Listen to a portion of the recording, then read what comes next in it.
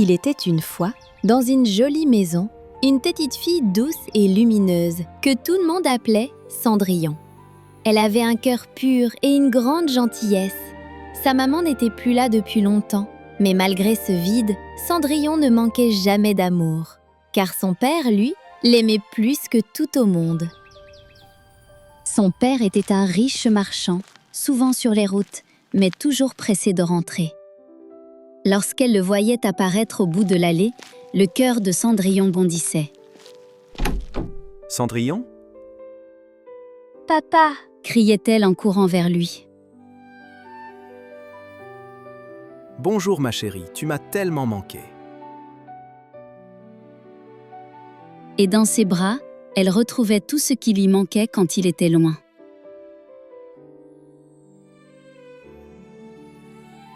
Ce jour-là, comme toujours, il avait rapporté un trésor. Papa, est-ce que tu peux ouvrir ta valise, s'il te plaît? Il ouvrit lentement sa valise. Et à l'intérieur, une magnifique poupée apparut. Elle ressemblait à Cendrillon. Elle était elle aussi blonde, aux yeux bleus. Les yeux de Cendrillon s'illuminèrent. Elle la serra contre elle, émerveillée, riant de bonheur. Plus tard, autour de la table, pendant que Cendrillon mangeait avec appétit, son père semblait soucieux. Il hésitait, cherchait ses mots. Cendrillon le regarda attentivement. « Écoute ma chérie, je ne sais pas trop comment te dire ça, mais... » Qu'y a-t-il, papa? Voilà, j'ai rencontré une femme et nous allons nous marier. Tu veux dire que je vais avoir une nouvelle maman? C'est une façon de voir les choses. Ça ne changera rien entre toi et moi. Tu restes ma priorité. Mais elle et ses 2 filles vont venir vivre à la maison. Papa, si tu es heureux, alors je le serai aussi. Je serai heureuse d'avoir des sœurs. Le visage de son père s'illumina. Il était rassuré et profondément touché. Peu de temps après le mariage, la nouvelle famille arriva. Le père de Cendrillon était ravi à l'arrivée de la calèche. Mais quand la femme en sortit, elle avait l'air froide et distante. Cendrillon ressentit tout de suite une grande peur devant cette femme. Ce n'était pas la mère à laquelle elle s'attendait. Ses 2 filles, Anastasie et Javotte, descendirent à leur tour. Elles avaient l'air bruyantes et sûres d'elles. Mais son père, lui, était heureux. Et pour lui, Cendrillon fit taire son inquiétude. Le lendemain, le père de Cendrillon repartit en voyage. Elle devait, pour la première fois, rester seule avec sa nouvelle belle-mère et ses filles. Elle le regarda s'éloigner, le cœur serré.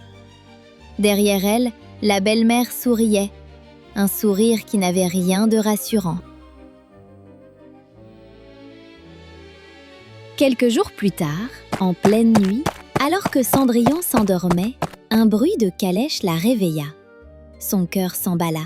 Quelqu'un toquait à la porte. « Papa !» pensa-t-elle. Elle descendit discrètement. Mais ce qu'elle vit n'était pas son père. Un homme parlait à la belle-mère. Cendrillon s'arrêta, caché dans l'ombre. « Madame, j'ai bien peur d'avoir une triste nouvelle à vous annoncer. » « Je vous écoute, monsieur. Ça ne doit pas être si terrible. »« J'ai bien peur que si, madame. Voilà, il est arrivé malheur à votre époux. »« Malheur, vous dites? Comment cela? » ?»« Votre époux a eu un terrible accident. Il ne s'en est pas sorti. » Les mots tombèrent comme un coup près. Le monde de Cendrillon s'écroula. Elle étouffa un sanglot. La belle-mère pleurait, mais très vite, son visage changea. Quand l'homme partit, elle ne pleurait plus. Peu de temps après cette terrible annonce, son père fut enterré. Cendrillon ne pouvait contenir ses larmes, mais sa belle-mère, elle n'en versa pas une seule. Les années passèrent. Cendrillon devint une belle jeune fille, mais sa vie, elle, était devenue bien sombre. Elle faisait toutes les corvées, du matin au soir. Ses belles-sœurs se moquaient d'elle, la traitaient comme une servante. Même le chat de la maison la rejetait. Ses seuls amis étaient les souris, qui se baladaient parfois dans la maison, et les oiseaux qui venaient la voir chaque matin. Un jour, une lettre arriva. La belle-mère l'ouvrit. C'était une invitation royale. Un grand bal allait être donné pour l'anniversaire du prince. Toutes les jeunes filles étaient invitées. La belle-mère donna la lettre à ses filles. Anastasie et Javotte sautèrent de joie. Nous allons dès demain acheter vos tenues. Timidement, Cendrillon demanda. « Est-ce que je pourrais y aller moi aussi ? La belle-mère éclata de rire. Non.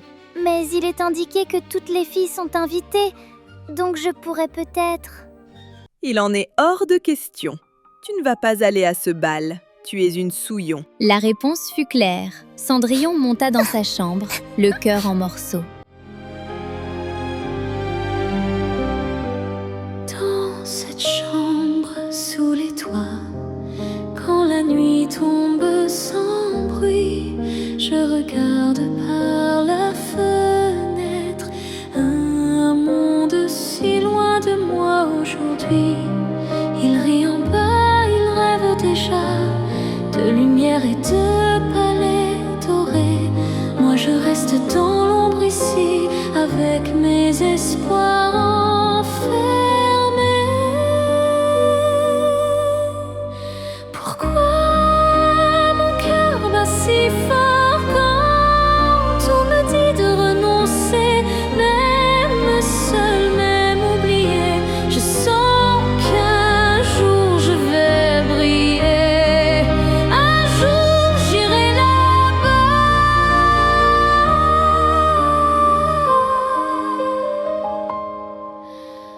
Même si personne n'y croit.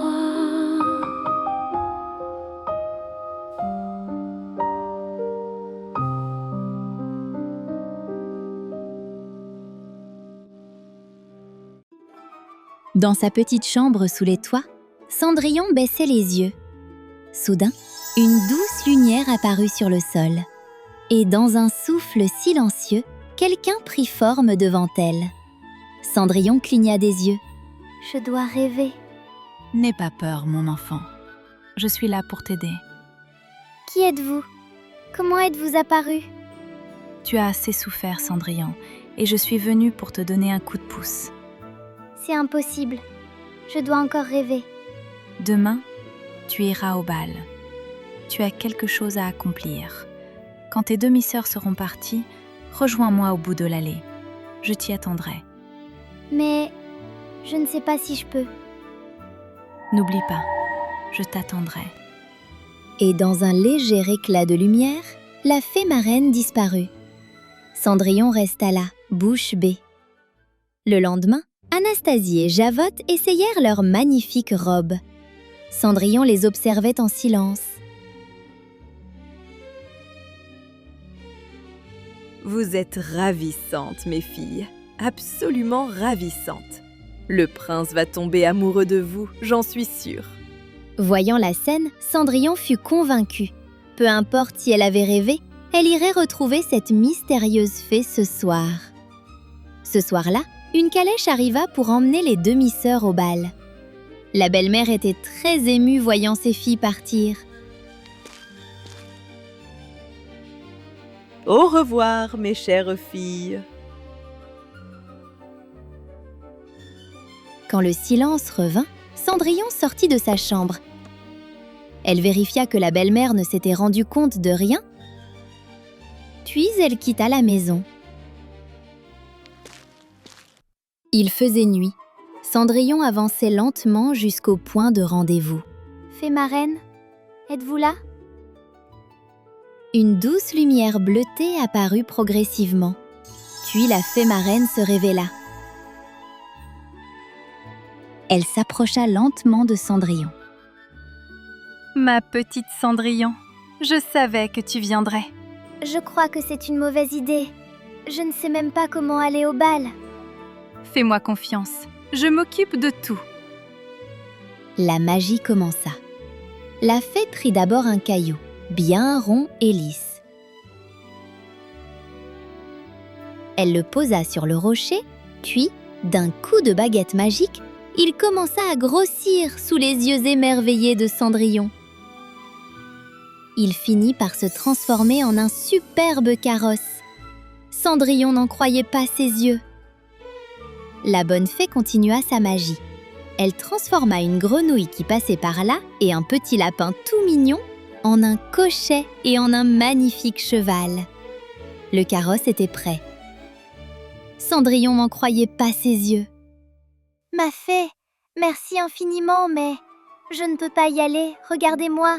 Je n'ai même pas de robe. À chaque problème sa solution, Cendrillon. Laisse-moi faire. Un éclat de lumière enveloppa Cendrillon. Sa tenue changea. Elle était méconnaissable.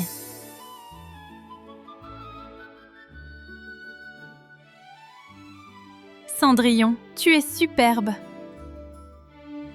Je n'en crois pas mes yeux. Merci, merci infiniment. Attention, Cendrillon. À minuit, la magie prendra fin. Tu devras rentrer. Pressé, Cendrillon monta dans le carrosse. La fée marraine la regarda s'éloigner, fière.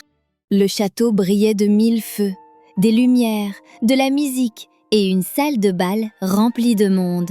Les plus belles robes tournaient sous les lustres, les invités riaient. Le bal avait commencé. Javotte et Anastasie étaient là, sûres d'elles, convaincues que ce soir changerait leur destin. Puis soudain, les portes s'ouvrirent. Cendrillon entra. Un silence traversa la salle. Tous les regards se tournèrent vers elle. Sa beauté laissait sans voix. Et déjà, le prince ne regardait plus qu'elle. Les prétendantes prirent place pour la présentation au prince, mais le prince ne voyait qu'une seule personne. Il s'approcha et lui tendit la main. Cendrillon hésita, puis la saisit. Ils dansèrent, comme si le monde avait disparu.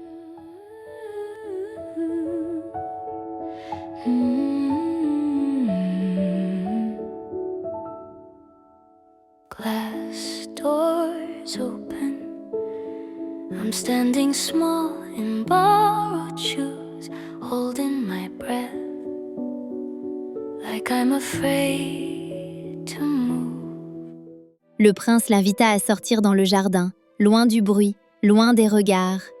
Ils marchaient côte à côte, en silence. Un silence doux, chargé d'émotions. Le prince prit la main de Cendrillon. Il allait parler, avouer ce qu'il ressentait. Cendrillon, j'aimerais te dire... Mais soudain, les cloches sonnèrent, minuit. Le visage de Cendrillon changea, elle s'enfuit. Le prince tenta de la retenir, mais elle glissa entre ses doigts, laissant derrière elle une chaussure de verre. Cendrillon courait vers le carrosse partit. Le prince ramassa la chaussure.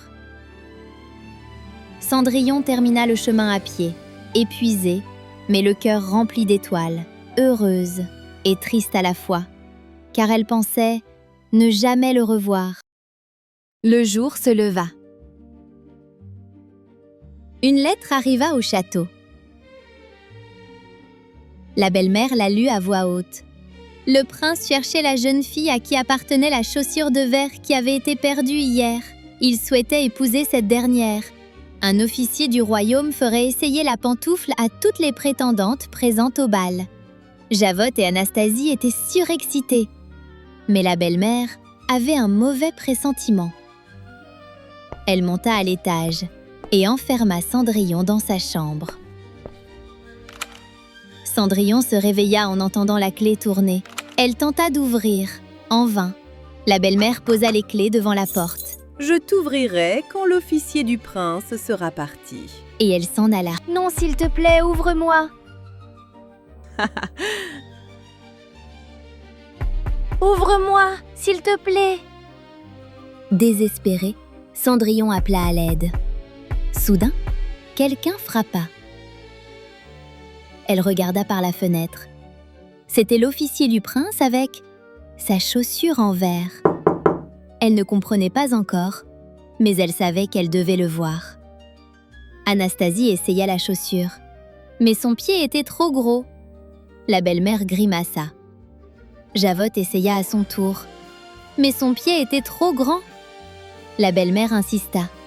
Réessayez, je suis sûre que son pied va finir par rentrer.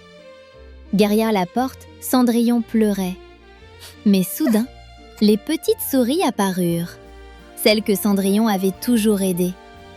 Ensemble, elles tirèrent le trousseau de clés jusqu'à la porte. La chaussure n'allait à aucune des sœurs. La belle-mère était furieuse. Cendrillon ramassa les clés. Pendant ce temps, l'officier, déçu de ne pas avoir trouvé le pied qui correspondait à la chaussure, s'apprêtait à partir. Cendrillon sortit en courant. Elle courait aussi vite qu'elle le pouvait. Elle ouvrit la porte, essoufflée. « Laissez-moi essayer la chaussure, s'il vous plaît. » Elle enfila la pantoufle. Sans surprise, celle-ci lui allait parfaitement. Cendrillon sourit, émue. Elle allait revoir le prince. Javotte et Anastasie restèrent figées. La belle-mère n'en croyait pas ses yeux. Cendrillon fit emmener voir le prince. « Vous ne me reconnaissez certainement pas, mais nous étions ensemble hier soir et... » Je t'ai reconnu dès le premier regard. Ils se marièrent, devant tout le royaume. Cendrillon devint reine, et son histoire resta à jamais gravée dans le cœur du royaume.